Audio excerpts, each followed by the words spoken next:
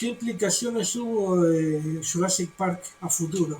Yo lo dije en parte en mi video de Jurassic Park que una de las implicaciones fue, bueno, la gran cantidad de estudiantes de paleontología que se anotaron en las distintas universidades, creo que del mundo, pero acá en Argentina también hubo una gran cantidad de estudiantes que se anotaron.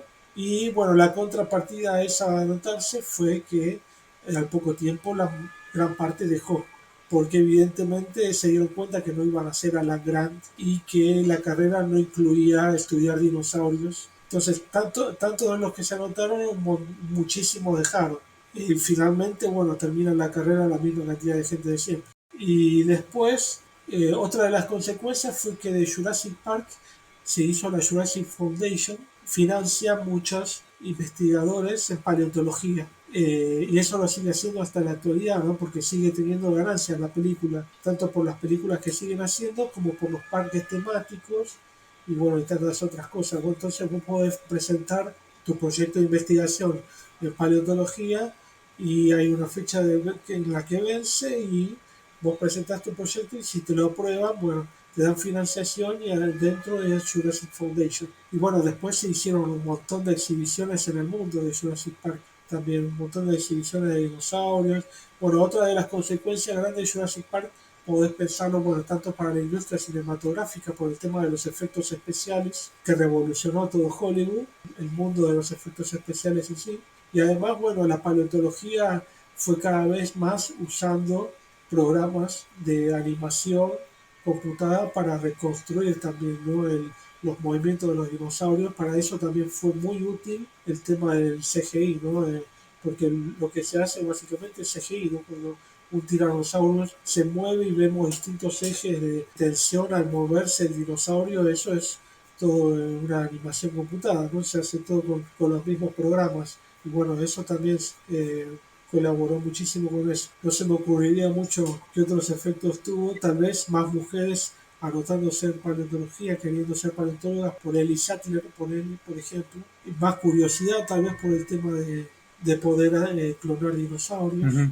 que sabemos Es imposible. que es imposible o poco posible, porque por un tema de no solamente que hay mosquitos preservados, pero primero no sabemos si un mosquito dado picó un dinosaurio, pudo haber picado cualquier otro animal. Otro tema es que, bueno, un mosquito pica para comer, ¿no? O sea, se alimenta de eso, o sea, que eso va al estómago. Entonces, esa sangre puede también estar alterada por los jugos gástricos. Otra es que la sangre, que por ejemplo puede provenir del Caribe, de la zona donde la sacaron en la película, unos 90, 100 millones de años, y esa sangre está fosilizada también, o sea, está completamente alterada por el proceso de fosilización. Lo que sí se hace, ya se está haciendo, Jack Horner en parte lo hizo, fue tratar de modificar un embrión para que mantenga, porque durante el desarrollo de un ave mantiene el pico con Y la dientes cola. y parte de la cola huesuda. Sin embargo, bueno, algunos biólogos chilenos también pudieron hacer esta reconstrucción del área de la cola, si no me equivoco, pero ya los brazos es mucho más complicado. Todavía no se hizo, pero es lo que se quiere hacer. Pero tenemos que pensar que para que un ave, eso es, o sea, la modificación, esta se hizo en el embrión, cuando ya se estaba desarrollando, ¿no? Entonces lo que estás haciendo ahí es que el embrión viva un corto tiempo más, pero que no dure mucho más, ¿no? O sea, no va a sobrevivir eso. Entonces no estás criando un embrión, una cría, algo viable que vaya a vivir. Entonces de eso se está muy lejos. E incluso se está muy lejos de crear muchas partes corporales similares a la de los dinosaurios no avianos, como los brazos, por ejemplo. Entonces, lo otro también es que vos tenés solamente el tiempo que se desarrolla el embrión para modificarlo, o sea, el huevo. Incluso dentro del oviducto de la hembra ya lo deberías estar modificando. O poco después durante el desarrollo, o sea, no es lo mismo que modificar a un mamífero. Un mamífero lo podés modificar durante todo el desarrollo del feto y se mantiene todo ese desarrollo en el útero. Entonces es más fácil hacer una modificación de la morfología de ese embrión, pero no pasa lo mismo con aves y dinosaurios no avianos.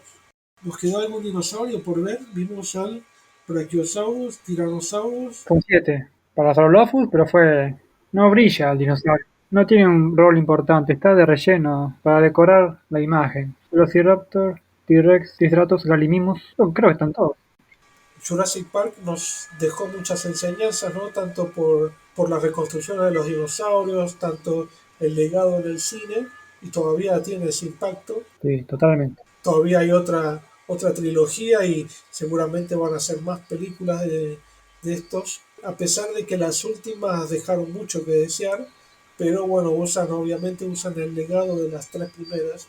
Además de eso, bueno, hay muchos científicos, hay cada vez más paleontólogos, hay una gran cantidad de paleontólogos y sepamos que la paleontología no estudia solamente dinosaurios, estudia también, por ejemplo, trazas fósiles, o sea, los rastros, todos los restos de actividad de los organismos, de los seres vivos. Estudia también invertebrados, moluscos, pero estudia cualquier rastro que se pueda ver de un ser vivo y se guía obviamente a partir de la evidencia. No, acá no hay inventos, no es como mucho, también hay mucha idea de que los museos, los dinosaurios están inventados porque en los museos solamente hay réplicas. Bueno, en realidad la mayor parte son réplicas, algunos son fósiles verdaderos, incluso algunos fósiles se han robado de museos, incluso en el Museo de la Plata, la cola, aparte de la cola del Neocansaurus que hay, se robaron varias de las vértebras que eran fósiles de verdad. Incluso también los fósiles verdaderos normalmente no se montan porque, bueno, primero porque son esqueletos primero incompletos, ¿no? Otra, son muy valiosos y si uno los monta, tiene que agujerear, tiene que ponerle alambre y todo lo demás y se dañan. Además se dañan más con el tiempo. Tenés que reforzarlo de alguna forma y los huesos estuvieron en las rocas por, no sé, por ejemplo, 100 millones de años. En ese tiempo, los fósiles, los huesos, intercambiaron muchos minerales con el suelo y eso, y hubo muchas modificaciones. Entonces, el hueso es cada vez más difícil de diferenciar del sedimento que lo rodea con el tiempo.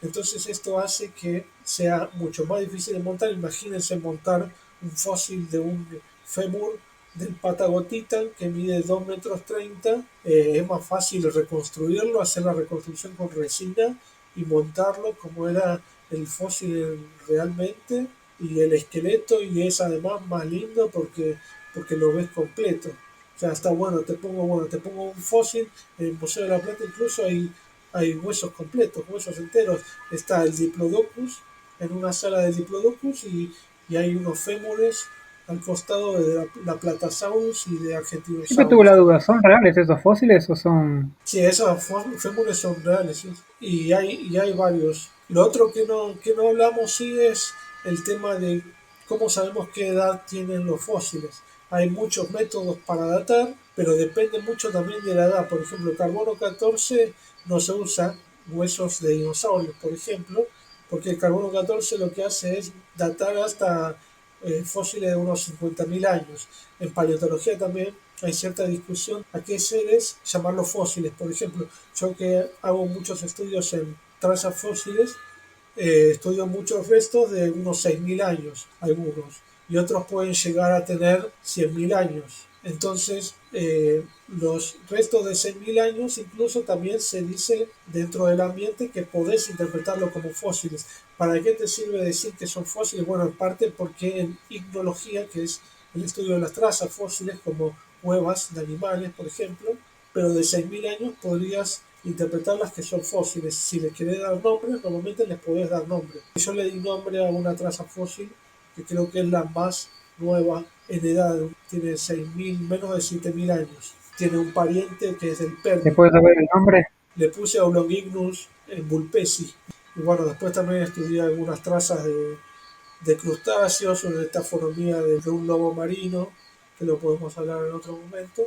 Trazas fósiles, ya tengo todavía unos cuantos trabajos para terminar, pero es muy agotador hacer eso, demanda muchísimas horas y bueno, la paleontología es inagotable, interminable, porque sabemos que podemos estudiar restos desde el origen de la vida en la Tierra hace 4.500 millones de años hasta incluso, como les digo, de 6.000 años. Bueno, un gusto haber hecho esta charla entretenida. Espero que igual para ustedes. Fueron 2 horas, casi 2 horas, así que este video lo voy a partir en 4 seguramente.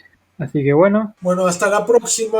Seguimos en la próxima. Entonces, denle like al video y suscríbanse al canal La Lata de Barbasol y a Jurassic Paleo, por favor. dale, dale, chau, chau. Chao, chao.